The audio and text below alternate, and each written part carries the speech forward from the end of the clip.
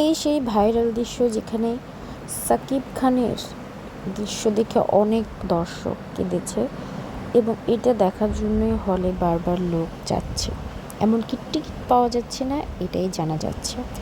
যদিও হল মালিকরা বলছে সকল শোই ফুল শো বা হাউসফুল ছিল, কিন্তু মাল্টিপ্লেক্স বা সিনেপ্লেক্সে এই টিকিট কম হওয়ায় দর্শকরা তাদের অনুভূতি প্রকাশ করছে এবং বলছে সাকিব খানের এই মুভি কম নেওয়া হয়েছে, বরং এটা যদি আরও বেশি নেওয়া হতো তাহলে এটা আরও ভালো হতো। এই দৃশ্য যেটা বারবার দেখার জন্য দর্শকরা হুমড়ি খেয়ে পড়ছে। তবে আশার বাণী হলো সাকিব খানের এই মুভি সিনেপ্লেক্স বাড়াতে পারে এমন ধারণা পাওয়া যাচ্ছে, কেননা হল মালিক বা হল দর্শকরা চাপ প্রকাশ করছে। আরও আপডেট জানতে আমাদের সাথেই থাকুন।